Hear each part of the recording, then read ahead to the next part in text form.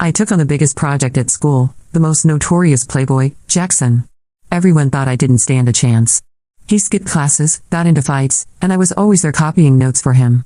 For 3 years, I was his biggest supporter, pouring my heart into helping him get into an elite university. But right before orientation week, he dumped me. He looked down at me with that same arrogance and said, "I know you've liked me for ages, but compared to Chloe, you've always had your nose buried in books. You're too rigid. Let's break up. I'm going to be with Chloe." Everyone was waiting for me to break down. Instead, I glanced at my bank account, saw the extra $50 million that had just landed, and with genuine sincerity said, "Okay, congratulations." No one knew that my seemingly unconditional devotion to him had always been because his mother paid me an exorbitant amount. Now that the money was in, it was time for me to go. She got dumped by the school heartthrob and only said congratulations. Didn't even last a minute before she hung up. So decisive. The gossip spread quickly. She must be absolutely losing her mind with grief, right? Doesn't look like it. Too calm. More like she was looking forward to being dumped. As the whispers hung in the air, someone cautiously glanced at Jackson. He had his arm around his new girlfriend, but his handsome face was dark, clearly annoyed. They quickly changed tactics. Everyone knows how long Eileen has been crushing on Jackson. There's no way she's genuinely indifferent. She's probably just bottling it up inside. I bet you anything she'll be back begging Jackson not to abandon her within 3 days. Jackson's scowl eased slightly. If she comes back begging, I might consider forgiving her. Let's see what she does. I was blissfully unaware of their chatter as I dragged my suitcase toward the train station.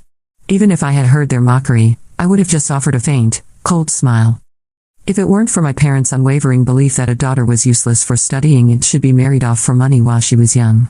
If it weren't for my acceptance letter being shredded into worthless scraps. If it weren't for my alcoholic father beating me until I was battered and barely conscious. That was when Mrs. Sterling, Jackson's mother, found me and offered me a deal. If I could help Jackson get into an elite university, she would not only cover my high school tuition but also give me $50 million. Otherwise, I would never have chased after Jackson, the school's resident bad boy. Always at his beck and call, always his devoted shadow, enduring everything without complaint. For 3 whole years, I used every trick in the book, turning him from a rebellious slacker into a top student, successfully getting him admitted to an elite university. Now my mission was complete. I had the money, and I could finally leave. Why would I be sad because he had a new girlfriend? From the very beginning, all I wanted was to break free from hell and carve out a world of my own. Love was never on my radar. After orientation week, I didn't enroll in the university I was accepted to. My parents wouldn't let me go. A prestigious university student could command a decent amount of money, and they wanted to keep that control. If I was going to leave, I had to leave completely. Over the 3-month summer, I worked tirelessly and reached B2 level in French. I successfully processed my study abroad application. As I boarded my flight to Paris, Jackson's texts started coming in. "Why did you block all my contacts, Eileen? Haven't you thrown enough tantrums this whole summer? Even if Chloe and I are together, we're still friends. Stop acting out. Unblock me." His words still dripped with that usual arrogant tone, as if he was certain I'd be just like the past 3 years. No matter how much he trampled on me, I would always come crawling back. I simply took out my SIM card, snapped it in half, and tossed it into the airport trash can. Along with that card, I discarded all the humiliation, the calculations, and the unbearable memories of the past. The plane sliced through the sky, erasing my prior existence. Later, my best friend told me Jackson had been leaving comments under my old social media posts. The messages were always something like, "Are you done acting up yet? It's just a relationship. Why are you so mad? Add me back already." She said, "First Jackson was convinced you'd come back.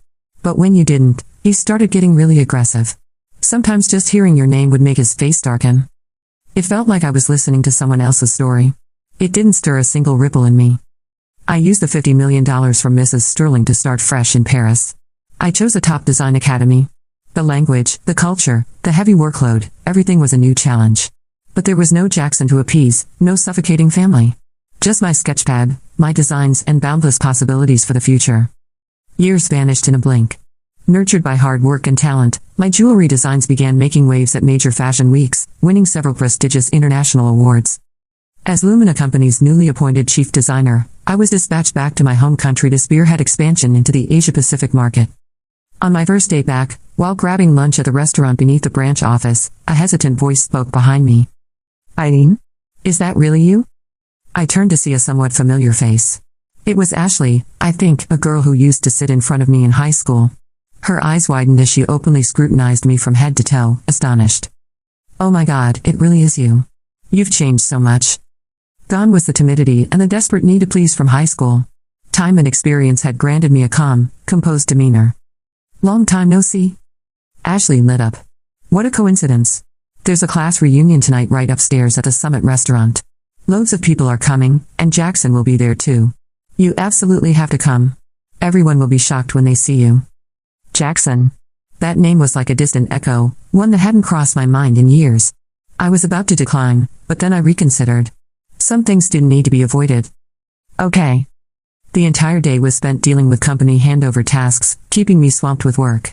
By the time I remembered the reunion, it was already late. Too lazy to return to the hotel to change, I just wore my casual clothes and headed up to the private room at the Summit. Pushing open the heavy door, a wave of noisy chatter washed over me. The private room was huge, with a giant round table packed with people. My gaze swept the room and instantly landed on the man at the head of the table, clearly the center of attention. Jackson. He was more mature now, his handsome features sharper. Dressed in an expensive casual suit, he exuded that same relaxed aura, always a focal point of any crowd. Right beside him sat a young, pretty girl, her makeup flawless, her clothes flashy. But it wasn't Chloe. After a brief silence, a drunken classmate was the first to recognize me. Holy crap. Look, Jackson, your simp Eileen is here. That shout detonated the entire room. Everyone's eyes swung to me, filled with surprise, mockery, and glee. Jackson's head snapped up. When he saw me standing in the doorway, his pupils contracted sharply. His easygoing expression instantly froze, replaced by shock and something unreadable. The girl beside him immediately sensed his discomfort, tightening her grip on his arm and glaring at me with hostility. Eileen. I ignored the whispers and stares, walking straight to the empty seat beside Ashley. Calmly, I poured myself a glass of water. Eileen, long time no see. Brittany, dressed to the nines as usual, was the first to speak. Heard you didn't go to college back then. Well, yeah, how could your family afford it? So where did you end up working these past few years? Please don't tell me it's like what everyone said, that you married some old guy. Your outfit today is pretty casual though. She emphasized married some old guy, making a few girls giggle behind their hands. I've been living abroad for a few years, I replied faintly, unwilling to elaborate. Oh, abroad? Another guy chimed in, his tone dripping with exaggerated sympathy. Returning from overseas isn't as easy as it sounds. You can do some shady jobs abroad, but those are illegal here. We're old classmates, so have you found a job yet? Want us to help you out? My uncle's company needs an admin assistant. The pay isn't great, but hey, it's legitimate. Exactly, Brittany jumped in, feigning sincerity. Even though foreign men like Asian women, they usually just play around. Eileen, we're old classmates, so speak up if you're in trouble. I mean, you didn't go to college and you don't have many nice clothes, so interviews must be tough. Maybe I can take you shopping sometime for something decent. If you're short on cash, I can lend you some. You used to be such a genius, it's a shame to see you like this. Jackson remained silent, but the fingers gripping his wine glass tightened slightly. His eyes never left me. His new girlfriend, Tiffany, finally couldn't hold back. She sneered, leaning forward with a look of condescending pity. Eileen, right? I heard you were desperate for my Jackson, chasing him, helping with homework, even dealing with his teachers. You really worked hard, huh? But at least you had some self-awareness. You knew you and Jackson were worlds apart and had no future. So you ran off? Though honestly, it doesn't look like you've done very well for yourself. She paused, then smiled sweetly. Jackson is the heir to Sterling Industries, and me, I just took over my family's fashion brand. I'm negotiating collaborations with top international design companies. If you're struggling, we can help you out. I calmly drank my water. No need, thank you. Tiffany scoffed, her tone now triumphant. You probably don't know how much influence I have. You know Lumina, the rising French luxury jewelry brand? Their chief designer is a genius who won international awards in Paris. They're incredibly talented and very mysterious. I pulled a lot of strings to finally get in touch. If she designs a collaborative collection for my brand, it'll shake up the fashion world. With a snap of my fingers, I could probably even find you a job. Everyone gasped in awe, flattering her. Lumina, I know them. Their designs are so tasteful. I heard that designer is a genius, impeccable style. Most brands can't even get her attention. Ms. Tiffany's network is amazing. Only someone like her deserves to stand beside Jackson. Tiffany lifted her chin proudly. This was exactly the effect she wanted. What's the designer's name? So powerful, someone asked. Her English name is Eileen Sue, Tiffany replied smugly. She's from here. Very young, but incredibly talented. It's not easy for a small brand like ours to get her on board, but I'm confident. She leaned into Jackson. Jackson, don't you think so? Jackson barely responded. His gaze was still fixed on me, his eyes dark with silent resentment. The others continued putting me down, using Tiffany to elevate themselves. I simply picked up my glass of water, took a sip, and remained utterly calm. Just then, a gentle knock sounded on the private room door. The gentle knock came again, a polite tap-tap that somehow sliced through the buzz of gossip and clinking glasses. The door opened. A man in a tailored black vest stepped in, eyes sweeping the table until they found me. He inclined his head with professional warmth. Pardon the interruption. Miss Sue, your party has arrived. Mr. Laurent and Mr. Joe are waiting upstairs. The private salon is ready. The room didn't fall silent, it plummeted. I set my water down. Thank you. I'll be up in a moment. He nodded and withdrew. The door clicked shut like a stamp on the letter. M's. Sue? Someone repeated, dazed. Tiffany's painted smile faltered, then rallied. That's a coincidence, she said with brittle cheer. The designer I mentioned is also named. Eileen Sue, Ashley blurted, swiveling toward me, eyes lit with something between delight and vindication. You're Eileen Sue. I didn't confirm. I didn't have to. The recognition passed through the room as if someone had flipped on a row of lights. Mouths parted. Dull eyes sharpened. Even the ice floating in the crystal pitchers seemed to crack with a small, urgent sound. Brittany forced a laugh that shriveled at the edges. Come on. It's not that Eileen Sue, obviously. Tiffany leaned back, fingers tightening around Jackson's forearm. Right, she said, too fast. Because the Eileen Sue I'm negotiating with flies between Paris and New York every week and is notoriously private. She wouldn't, her gaze cut me, scanned my plain blouse, the hair I'd twisted into a lazy knot because time had run thin, the scuff card holder I'd tossed on the table beside my phone. She wouldn't show up to a class reunion in that. Jackson's eyes never left my face.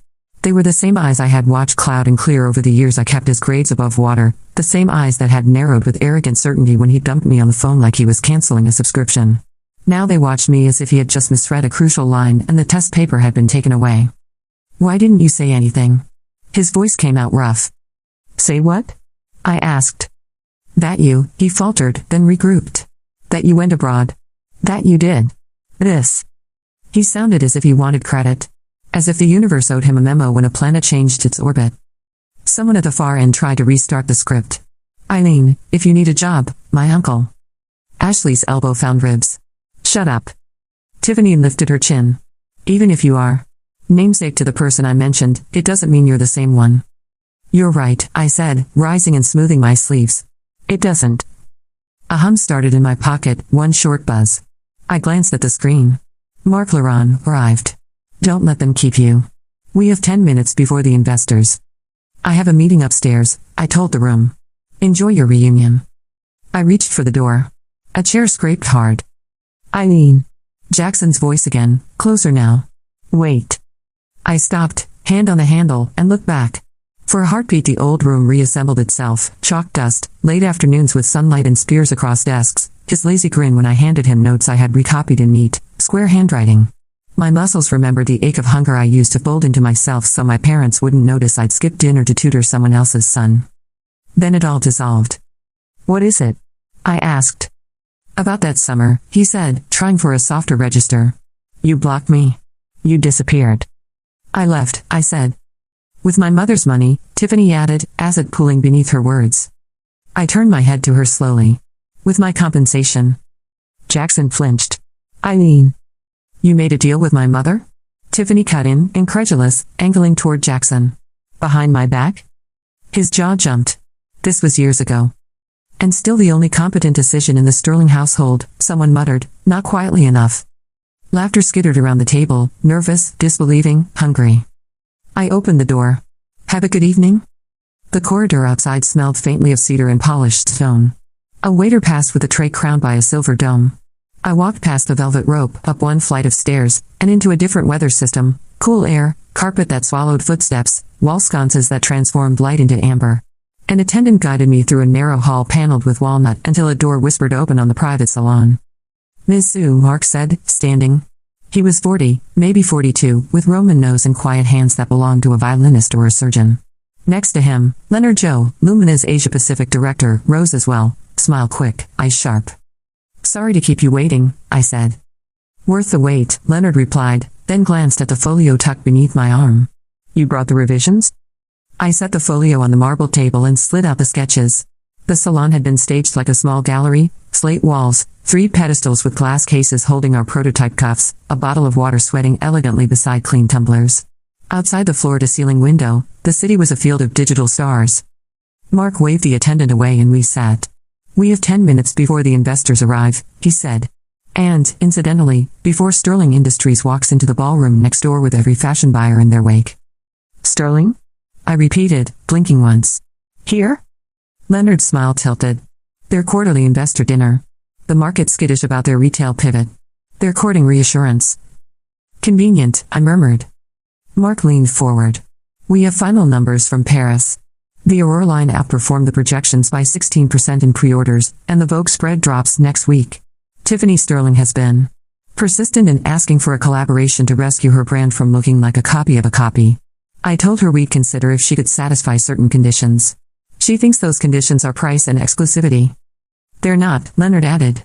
They're ethics and control. I flipped a page. The bracelet sketched their look simple until you saw how the light would get caged inside the lattice, how the stones could dissolve into architecture. And supply chain transparency, I said. And in-house artisans paid market-leading wages. And no campaign that treats women as ornaments for ornaments. Leonard's eyes warmed. Exactly. Mark looked like a man watching the tide align with the moon. They will push back. They think a logo is a soul. They think proximity is originality. A faint knock sounded at the salon door. The attendant reappeared. Mr. Laurent, Mr. Joe, the investors have arrived in the adjoining room. Ms. Sterling has also sent word that she would like 5 minutes with Ms. Sue before the presentations. Mark's mouth tightened. Of course she has. Leonard checked his watch. We can give her 3. 2, Mark said. We stood. The corridor was busier now, servers ferrying bottles, a clutch of people in sleek suits moving like a school of fish. In the curve of the hall, just before the ballroom doors, Tiffany waited with a posture like sharpened glass. Jackson stood half a step behind her, hands in pockets, the picture of casual authority someone had painted for him. Seeing them here in this light, Tiffany glowing with entitlement, Jackson handsomer than I remembered but somehow diminished, felt like walking into a scene I had already resolved in my head and finding the lines different but the ending intact. Ms. Sue, Tiffany said, crisp as an envelope being torn open along its seam. At last. Ms. Sterling, I replied. Her gaze flicked to Mark and Leonard as if they were ornamental frames around a canvas she paid for. I asked for 5 minutes. And we have 2, Mark said, voice gentle but irrefutable. She ignored him, pivoting to me. I'll be direct. My brand has 3 flagships, 11 boutiques, and a digital presence in 9 countries. We have the capital to scale any collaboration you design. I want exclusivity for 12 months and I'll pay your usual premium plus 20%. In exchange, your name goes on every window with mine. She smiled as if revealing a secret she'd rehearsed. We'll make history, Miss Sue. History, I said softly, is not always flattering. Leonard coughed into his fist to hide a laugh. Tiffany's eyes hardened. If this is about the rumors, about me being some plaything in Jackson's life, let me assure you I'm the one making choices. Good for you, I said. My concerns are more prosaic. Then name them. Fair wages, I said. Clean stones. No unpaid overtime off the books. No subcontracts to workshops that lock 15-year-olds into 12-hour shifts. Real training programs for girls who age out of shelters. And creative control in the final cut, including the right to pull out if marketing turns women into props. For a second she simply stared at me. Then her lip curled. Are you doing charity or business? Both, I said. Profit is cleaner when it doesn't smell like smoke. Color rose in her cheeks. She glanced at Jackson as if to say do something, then remembered she was the one who needed me, and pivoted back. Those are lofty demands. My father will say you're naive. Your father sells dresses that cost 2 months of the average salary, I said evenly. He can afford decency. Something flickered in Jackson's face, shame, maybe, or memory. When he spoke, his voice was low. I mean, that summer. My mother. She paid me, I said. I accepted. We both got what we wanted. She wanted a son at an elite university, he said, stepping closer. I didn't know you left the country. That you didn't need to know, I said. We broke up. His jaw clenched. He stopped, as if the word mistake got stuck in his throat. Tiffany's laugh chimed sharp. This is sweet, but I don't have time for high school reminiscence. Ms. Sue, I'll agree to clean stones and a wage audit. But creative control remains with my team. We have a brand voice. So do I said. Mark checked the time. We need to move. Tiffany's hand flashed up, the diamond on her finger a small, cold star. Fine. We'll sign a memorandum next week. You'll get your charity clauses. But if the line fails, your name takes the fall. No, I said. If the line fails because ethics inflated costs, I'll accept the noise. If it fails because your team cheapens the work, I won't. That's what creative control means. Then no deal, she snapped. Then no deal, I echoed. The ballroom doors opened and lights spilled like champagne. Heads turned. The Sterling logo pulsed on a massive LED wall inside, looping through a montage of smiling models, glittering showrooms, boardroom applause. A host in a tuxedo beckoned Tiffany with a discreet gesture. Miss Sterling, he murmured, we're ready for your segment. She smoothed her skirt, threw me a look that promised winter, and sailed in on a tide of expectation. Jackson lingered, hands still in pockets. She'll come around, he said softly. When she realizes you're not bluffing. I don't bluff, I said. A muscle jumped in his cheek. About Paris. Don't. I kept my voice gentle. Whatever you're about to say will only serve you. He swallowed. For a beat, nostalgia placed a ghost hand over the past, a faint warmth of all the afternoons I believed in him because someone had to. Then it withdrew. We'll talk later, he said, almost to himself, and walked into the light after Tiffany. Mark exhaled. Well. Leonard grinned. That went. Perfectly. We don't have a collaboration, Mark pointed out. We have our spine, Leonard countered. We moved with the attendance current to the investor salon, the quieter counterpart to the ballroom. Inside, 9 people waited, 2 women in impeccable suits, a man with a beard that said captains and vintage maps, 3 from a fund I recognized from their hard questions and rumors, and the rest discreetly powerful. On one wall, an easel held a clean whiteboard. On the opposite wall, our prototypes held their own silent conversation in glass. Mark introduced us, kept it short, then gestured to me. You'll want to hear from Ms. Sue. I didn't clear my throat. I didn't rehearse my smile. I set my folio down, opened it to the cross-section that showed why the Aurora lattice could be polished to a mirror without losing its tensile strength, and began. We spoke for 20 minutes. They asked about margins and margins again, logistics through ports that had recently snarled with strikes, about the probability that the new campaign would alienate old clients and whether the game justified the gamble. I answered the way I designed, line by line, clean joins, everything doing at least 2 jobs. When I lifted the prototype cup from its bed and tilted it toward the lights, the room shifted forward the way people do despite themselves when something catches. Mark closed with 3 sentences. Leonard closed with 1. When the salon emptied, applause had not broken out and confetti had not fallen, but the ground under our feet felt as if it had found a truer level. Mark's phone purred. He checked it and smiled with only his eyes. Vogue moved up the online feature. Tonight, not next week. Good, Leonard said. Let them argue in our comments section while we sleep. We stepped back into the corridor. Across the hall, the ballroom audience was clapping on cue. A voice boomed from the sound system, sleek, buoyant, disembodied. Tiffany stood at the stage's edge, a figure carved of light and ambition, talking about legacy and innovation in sentences that could be shuffled and still make the same promise.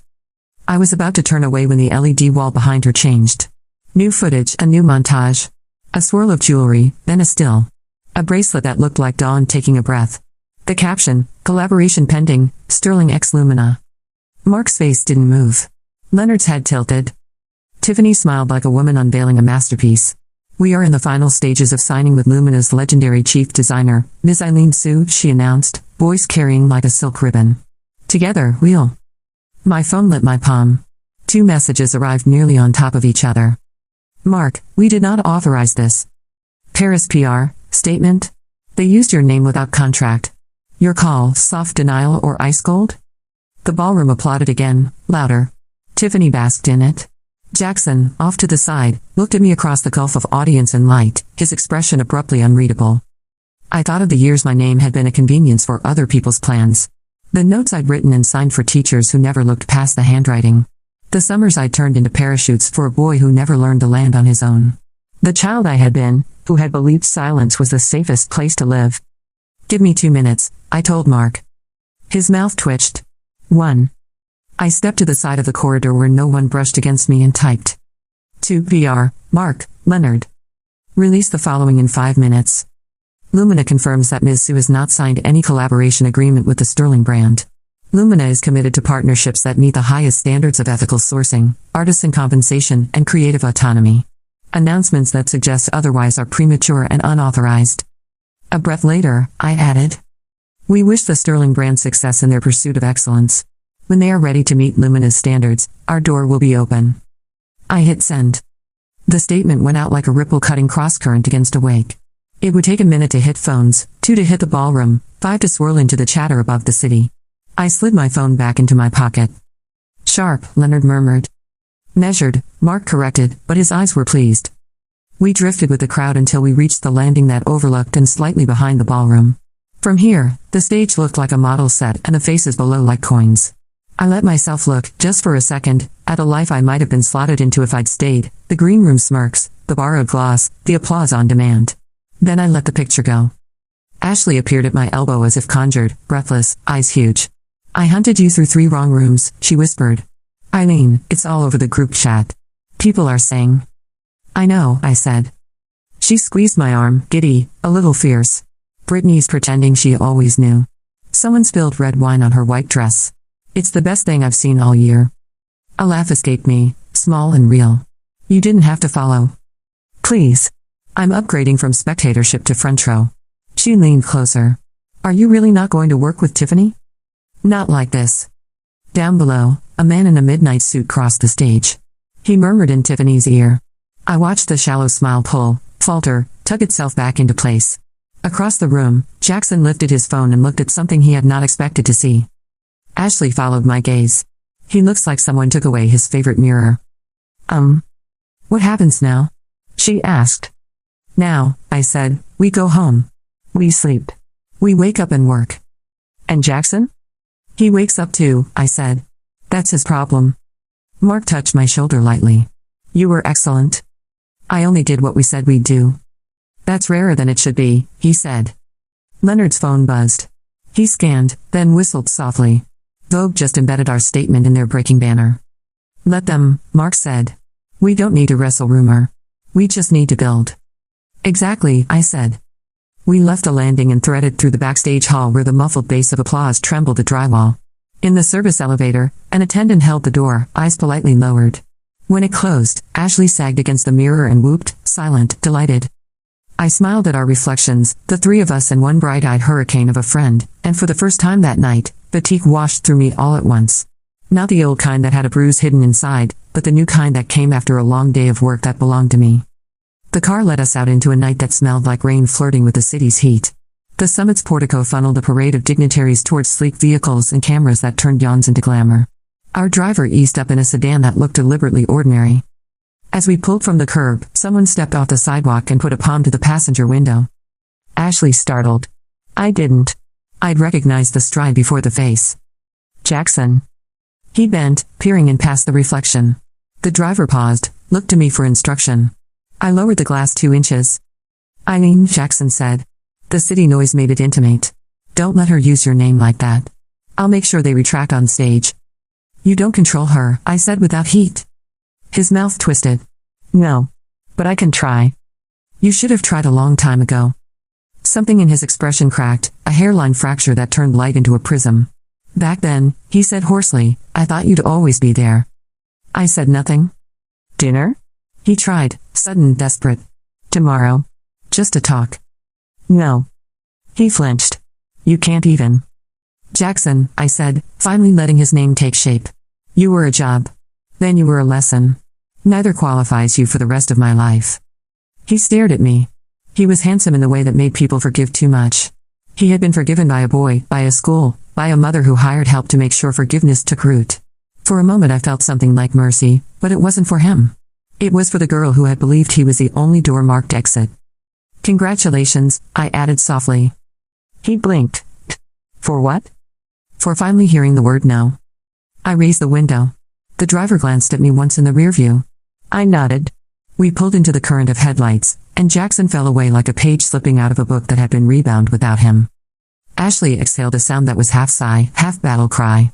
I love you, she said to no one in particular. I love women. Leonard laughed. Mark watched the city and said nothing, but his silence felt like a benediction. My phone glowed again. A flood of notifications scrolled, PR confirmations, a message from our Paris atelier where it was almost dawn, 3 offers from department stores that had ignored us last quarter now asking for meetings, and one number I didn't recognize that had filled my voicemail with empty breaths. I switched the device to Do Not Disturb and let it face down on my knee. Outside, the night flowed. Somewhere, rain finally made up its mind and threaded itself into the air. By the time we reached my hotel, the lobby was a small garden of sound, heels, a fountain, discreet check-ins. Mark squeezed my shoulder. Get some sleep. 8:30, we debrief. 8, Leonard said. She's an early riser. Mark grimaced like a man who would love his coffee more in the morning. 8, then. They left me at the elevator. Ashley tucked herself under my arm for a hard, brief hug. Text me if you need me to bully anyone online, she said solemnly. I will, I said. In my room, I kicked off my flats, stood for a moment in the soft dark, and let the city's distant pulse lap at the windows. I could still see the LED wall blooming with someone else's version of my name. Anger didn't rise. The shape inside my chest was not rage but resolve, the clean click of a lock set to the key it had always been cut for. I showered with the water just shy of too hot, braided my damp hair, and slipped between cool sheets. Sleep came fast, like a reward. It didn't last. I woke once, after an hour, to the rumble of thunder that had finally caught up with the forecast. Rain was flinging itself at the glass like a new idea. I turned, burrowed, and dreamed nothing I could keep.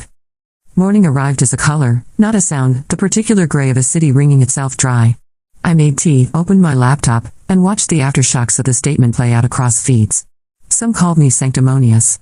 Some called me brave. Some said ethics were just a luxury purchase with a halo, and some said halos were what you wore when you stopped needing applause. Between the noise were the messages that mattered, an email from a shelter director I'd met in Paris, writing in halting English to ask whether we could pilot the workshop program here, a note from a small studio of stonecutters in Jaipur that had gone fair trade last year, attaching invoices and hope, a text from a girl at my old high school who said she'd seen my name on the news and was going to apply to a scholarship with her own name, not the boys she used to write in the margins. At 8 o'clock on the dot, my door clicked. Leonard stood there with 2 coffees and an expression that meant I should brace for either triumph or fire. Both, he said when I asked. We debriefed on the small sofa, knees knocking against a glass table that still smelled faintly of lemon polish. Mark joined on a call, the kind where 3 continents made a clock look like fiction. The Sterling camp has gone quiet, Mark said. Which means they're deciding whether to double down or apologize without the word sorry. They'll double, Leonard said. But their buyers will call us at lunch. I nodded. We hold. We hold, Mark agreed. By the way, Mrs. Sterling called my personal line at 6 a.m. My fingers stilled on the keyboard. What did she say? That she would like a meeting with you. Alone. A pause. She apologized. Without the word sorry, but in every other way. I looked down at my hands. They were steady. They belonged to the person who had made choices and learned the price of each. She can have 30 minutes, I said. At our office. With the door open. Leonard grinned. I'll make sure the door sticks. When I left for Lumina's temporary headquarters, the rain had turned mist. Traffic moved like a held breath. The building's lobby smelled of coffee and new carpet, and my team was already there, Anna with her eternal pencil behind her ear, Jasper in a shirt that matched nothing, and May, who didn't look up from her screen because she never needed to in order to know when I walked in. Morning, boss, May said, and then, after a beat, war or parade? Both, I said, and the room smiled the way rooms do when they decide what kind of day they're going to build. We were 15 minutes into the schedule when the receptionist pinged up. Miss Sue, Mrs. Sterling has arrived. For a heartbeat, the room was that hallway again in my high school, same light, same taste of something metallic, same sense that a choice could shrink or expand a life. I stood. Open door? Leonard said from the glass wall, eyebrows a question. Open door, I confirmed. When Mrs. Sterling walked in, she looked smaller than she had in my memory, and more human. All those years ago, she had found a girl bleeding in body and ambition and offered a bargain that had felt like breath. Now she offered me a look that contained recognition and a low, careful respect. Eileen, she said, and the name in her mouth sounded different than it ever had. May I? I gestured to the chair across from me, the glass door standing as quiet witness. She sat, folded gloved hands in her lap, and lifted her chin. I won't pretend it was elegance to announce what wasn't ours to announce, she said. It was fear dressed as momentum. I called to say we will retract. Publicly. Good, I said. And I came to say, she paused.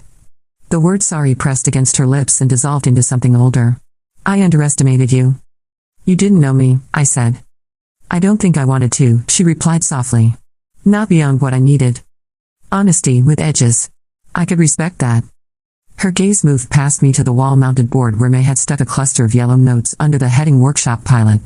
The conditions you gave Tiffany, she said. They were never charity. They were terms of a future I should have insisted on for my own daughter. Tiffany is capable of insisting for herself, I said. She just prefers speed to structure. Mrs. Sterling was quiet for a long breath. I hope she learns. Before the market teaches her in a language that keeps receipts. She turned back to me. For what it's worth, I chose you for my son because you did not ask me to choose you. I chose the work, I said. And then you chose yourself. She stood, the conversation moving toward its natural end. We'll issue the retraction before noon. And Eileen, if there ever comes a day you would like to use our platform to amplify your program, call me directly. I nodded. If your platform meets the terms, I will. A ghost of a smile. I hope it will. She glanced at the open door, at Leonard's deliberately not listening posture, and added, almost as an afterthought, he was never good enough for you. The door eased shut behind her. May blew out a breath she'd been saving. Did a Sterling just compliment our wages spreadsheet? Mark the day, Anna murmured. Leonard tapped the glass with a knuckle, eyebrows high. Chapter 3's going to be lively. I looked at the board, at the list that weren't lines of fate but lines of tasks, and felt the old cliff inside me fill in with ground. Down the hall, a kettle clicked off.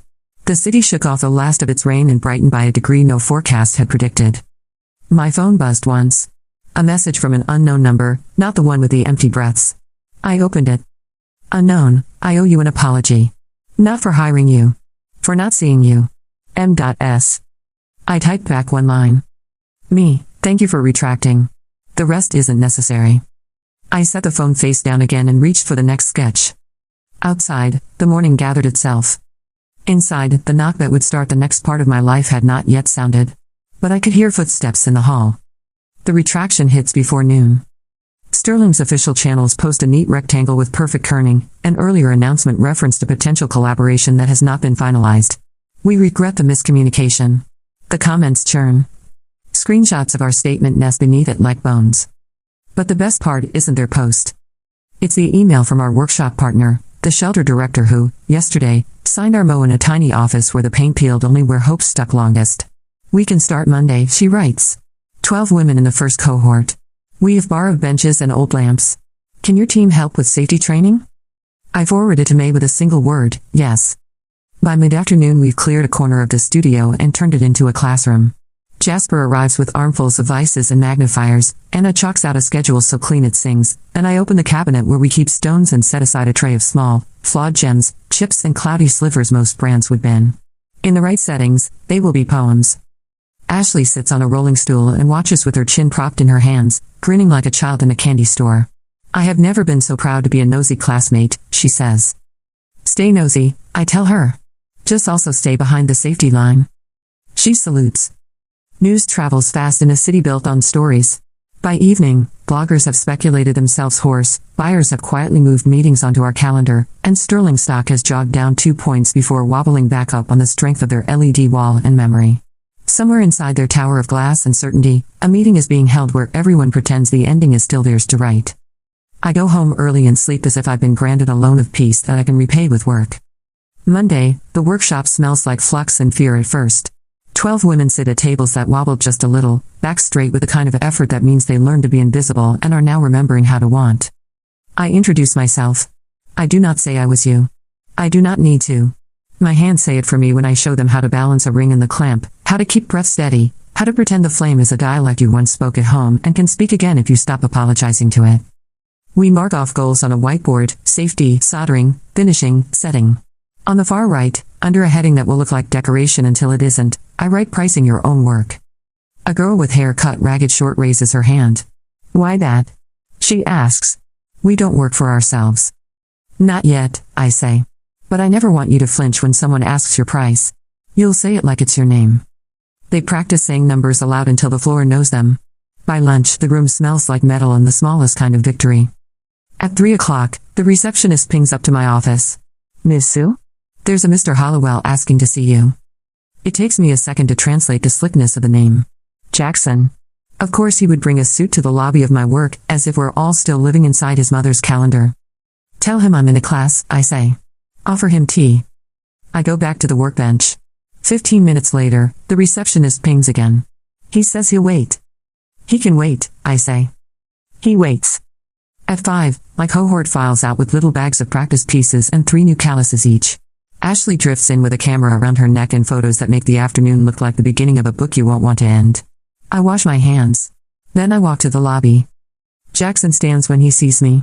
He's dressed in I am my circumstances, the kind of suit that turns fabric into apology and power into posture. Eileen, he says carefully, like the name might bite. Thank you for seeing me. I didn't, I say. I saw my students. You waited anyway. He swallows. I deserve that. I let the silence do the arithmetic. He tries again. I wanted to say, what Tiffany did on that stage, using your name, it wasn't right. I know. We're issuing a proper apology tomorrow, he says quickly. By name. Good. And there's more. His eyes search mine for a door that used to be there. We're building out an ethical sourcing program. It will be real. Third-party audits, living wage standards, no shadow shifts. We'll fund your workshop cohort stipends for a year. No branding. He clears his throat. I want to start paying back what my family took, without even knowing the names of the hands we took it from. It's a neat pitch. For once, he doesn't sound like a boy trying to skip the hard part with charm. He sounds like a man who got a glimpse of the invoice for a life and found his name on the line he never paid. Do it, I say. Send the money through the shelter, not to us. Put the audits online. Let your buyers see the factories. If you fake even one photo, I will cut you off at the knees in every room I enter. And Jackson. He meets my gaze like he's bracing for weather. Whether you do this or not, I say, it won't change who I had to become when you didn't show up. It won't undo anything. I know, he says, and for once I think he does. We stand there, the lobby a polite hum around us, while something that used to pull on me loosens its last knot and falls away without sound. He takes a breath. Eileen, Don't, I say gently. You will be tempted to name what you think you feel. This is not that story. A hollow opens in his expression and is filled, slowly, with comprehension. He nods. You're right. Good evening, Jackson. Good evening, Eileen. He turns and leaves without looking back. I watch him step into the night that always seemed to belong to him and realize it never did. It belongs to anyone who can stand inside it without asking permission. By Thursday, Sterling's apology lands with more weight. It uses the word sorry. It names me. It signs with 3 names, including Mrs. Sterling's. PR thinks it's unprecedented. I think it's basic decency that took the scenic route. We don't answer with fireworks. We answer with transparency. May pushes a live page to our site, Ethics and Proof. It isn't glossy. It's receipts, contracts with dates, wage bands with numbers, workshop photos with eyes and eyebrows and hands in them. People don't fall in love with spreadsheets, but sometimes they trust you because you showed them where you keep the broom. Friday, Vogue publishes the feature they moved up after our statement. The photos are beautiful, but the line that travels the fastest is the one where I say, without adornment, people think I built a brand out of revenge. I didn't. I built a life out of work. Ashley texts me a screenshot with 15 exclamation points and a sticker of a cartoon woman dumping a garbage bag labeled male tears into a recycling bin. I laugh aloud at my desk and scare Jasper, who drops an entire tray of watchbacks like coins. Boss, he moans. Your joy is expensive.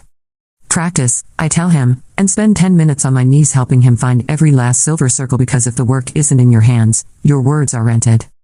The first big show is set for late spring. We decide not to chase Fashion Week's main runway. We build our own stage. We book a theater with velvet seats and good bone structure, the kind of place where light loves faces and mistakes look human instead of fatal. Our set designer scaffolds a city of metal and glass that can turn from dawn to dusk with one cue. Our models are professionals, but down the runway, in 3 looks, walk 3 of our trainees, shoulders square beneath weight not of fabric but of history. On the dress rehearsal afternoon, a delivery arrives, 5 boxes, anonymous brown, without a florist's signature. The card on top is a line in a plain hand, for the ones who thought their names would only ever be spoken by someone else. Inside, instead of flowers, sit safety glasses, 30 pairs, good ones, with adjustable nose bridges and bands. Spendy, Jasper whistles, like a pigeon that learned to read an invoice. Anonymous? May asks, brow rising. Anonymous, the runner confirms. I don't need a signature to take a hint. It feels like Mrs. Sterling. Or maybe Jackson. Or maybe one of 1,000 hands we haven't met yet, who wanted to be part of the beginning without taking it. The night before the show, it rains. The kind of soft rain that decides to stay and see how you turned out. I go early to the theater just to walk the aisle with no one in it, to let my shoes learn the creak of the floorboard so I won't be surprised by it when it matters. Mark finds me there, hands in his pockets, the particular quiet around him that people learn when their words cost money they intend to spend wisely. Stage looks good, he says. It does. He stands beside me and tips his head toward the ceiling like he can see the light grid through it. How are you? Ready, I say. Then, because I want the truth in the room to match the truth in me, terrified. In exactly the right proportions. He smiles with his eyes, the way he always does when someone tells the truth in a sentence that costs something to say. Good. I brought you something? He holds out a small box. Not jewelry. Inside, a brass tool, old, well-loved, the kind of pusher my grandfather would have used if I'd ever had one who didn't believe girls were born already finished. It was my mother's, he says. Watchmaker. She would have liked you. I turn the tool in my palm, feel the weight settle like it's been waiting for the heat of my hand. I'll take care of it. I know. We stand there for a while longer. Maybe in another kind of book, this is where he would reach for my hand and I'd let him, and the lights would go soft around us. In this one, he squeezes my shoulder and goes to wrangle donors with Leonard like a pair of wolves in excellent suits who memorize RSVP lists for sport. The affection between us is complicated and clean. It lives where work does, which is in the part of the world that keeps houses for things that last. Show day begins as chaos disguised as confidence. Fittings. Pins like secrets. Someone cries because her heel broke. Someone else cries because for the first time in 5 years she's wearing something that makes her feel like her body is a sentence that ends with her name. Backstage, Tiffany appears. Not like a storm. Like weather that learned manners. May I? She asks from the threshold, palms open. I nod. It feels ridiculous to pretend we haven't rehearsed versions of this moment in our heads, with scores ranging from slaps to scenes. She moves closer, the light catching on a smaller diamond than before. It looks better on her. Honest. I came to say thank you, she says. For the conditions. For not letting me bulldoze. We're building the program. We'll publish the audits this quarter. Good, I say. Publish the failures too. Her mouth quirks. My father hates you. He'll survive. Probably, she says dryly, then hesitates. Jackson's changing. Slowly. It looks like nothing until you compare it to who he was. Change always looks like nothing up close, I say. Like scenes. It holds everything together without applause. She takes this in, and for a breath we are simply two women trying to rewrite rules in languages that weren't designed to hold us. Break a leg, she says, and leaves without asking to sit in the front row. I watch her go and realize I believe her. Not about loving me, she doesn't. She doesn't have to. About doing the work. Ashley slides in under my elbow. I brought contraband. Her hands produce chocolate like a magician committed to protein. Blessings on your house, I murmur around the first square. Save me a seat for when they hand you your crown, she says. There is no crown, I say. Fine, she says. Scepter. Wrench. Whatever. The lights blink. Places. I give the cue. The first model steps into dawn. The lattice of the Aurora cuff catches and returns the light to itself, and the audience does that ripple that you can feel through your bones before you hear it with your ears. Look 1. Look 2. So many versions of strength the room forgets there was a time it thought there was only one. Then Anna's cue lands and the runway belongs to our 3 trainees. The first is a girl with a ragged hair. She steps, and the room hushes like a chapel caught holding its breath. The second's hands used to tremble. They don't. The third smiles at the end of the runway like she found a friend in the mirror and forgives her for believing lies for so long. I don't cry. I can cry later. Right now, I work. By finale, the theater's sound is no longer applause. It's relief. Relief that something you wanted for a long time turned out not to be a rumor you told yourself to get through a worse day. I walk out only because someone has to. Mark and Leonard flank me, exactly the way night and morning flank an honest day. I thank the team by name. I thank the trainees without saying the words we're surviving, because they already know and do not need my ceremony. And then I say the only sentence I planned, the one I wrote last, the one that felt like a key in my mouth. If someone paid you once to be quiet or small, you can invoice them now for every day you spent believing them. Send it to the world. Collect by living. The house rises. For a moment, the sound doesn't feel like it belongs to me. Then I realize it doesn't. It belongs to the room we made and the people we invited to stand up in it. After, in the crush of backstage, a woman with gray in her braid and steel in her spine takes my hand. I'm from your old school, she says. I run the counseling office now. We started a fund this morning. Full scholarships for girls who get their letters shredded. My heart stutters and then remembers its job. How many? As many as it takes. I think of a kitchen table, an envelope, hands that shook for all the wrong reasons. I picture a girl I'll never meet opening a letter that stays whole. We'll match whatever you raise, I say. In perpetuity. With my name. She nods, once, as if we just agreed to the weather. Between congratulations and cleanup, I find a quiet corner where the light from the exit sign makes a small green C on the floor. My phone buzzes in my pocket. A new message. Unknown, showed my daughter your speech. She asked if her homework could be jewelry now.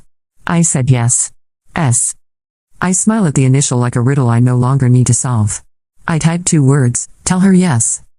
Ashley appears, presses her forehead to mine like we're 12, says we did a thing, and disappears again to bully someone into feeding the interns. Mark finds me afterwards, after most of the rich people have left to tell the world how generous they were with their attention. Our orders, he says, are robust. Define robust, I say. Healthy enough that I will not need to sell my vintage turntable, he replies solemnly. Tragedy averted, I murmur. He doesn't touch me. I don't touch him. We have time, or we don't. Either way, we have respect, which is what you get when you stop asking love to do the jobs work can do. Months pass like a long exhale you forgot you were holding. The workshop graduates its first cohort. 2 take jobs in our studio. 1 starts her own tiny business soldering hinges for a local bookbinder who believes in her hands. The girl with ragged hair shaves it entirely and looks like the most dangerous person you'll ever want to hire. Sterling posts their audits. They're imperfect. On page 9, a factory fails a surprise inspection and their line about corrective action reads like it was written by a person and not a ghost. They publish it anyway. I email Mrs. Sterling 1 line, good. She replies with a picture of their new overtime clock-in system and a thumbs-up emoji like a teenager. Tiffany launches a different collaboration, with a mid-sized designer who will benefit from her scale without needing her approval. It sells well. She sends me a picture of the first paycheck stub with a workshop stipend line circled. We become the kind of colleagues who do not lunch but can share a table at a conference without pretending to be enemies or friends. It is a truce written in adulthood. Jackson vanishes from my periphery in the way people do when they move to the part of your mind reserved for lessons and not for headlines. Occasionally, a business article floats by with his name in it, attached to a comment about process improvements that, for once, refer to something measurable. I do not click. I don't need to. At the end of the year, I go back to Paris for 2 weeks. The winter light there is a different language, vowels that make you kinder without asking you to lie. On my last night, I sit on a bench outside a museum that used to be a train station and watch people pretend the cold isn't as cold as it is. I write a letter to the girl I was. I do not send it anywhere. I fold it into my pocket like a prayer you say once and that is enough. On the plane, I sleep. I dream I am in a classroom that smells like metal and courage and a girl is asking me how to price her work without apologizing for her name. I tell her. She believes me. The room fills with light as if someone remembered where the switch is. When I land, Ashley is waiting with a cardboard sign that says welcome home, bestie, also your hair looks expensive. May pretends not to smile and succeeds for exactly 1 second. Leonard texts me a picture of our order book so full it looks like an overstuffed suitcase. Mark sends no text and then appears, as if summoned by restraint, with a thermos of tea that is exactly the temperature that says somebody watched the kettle with attention. We go to the studio. We work. I hold the pusher tool his mother owned and set a stone so small you could forgive the world for not seeing it, and feel it lock into place with a sound like a yes you can hear with your hands. I keep my name. I keep my work. I keep my boundaries, which are not walls but doors with hinges I designed. And when the knock comes, because it always will, I open for what I chose, not for what I survived.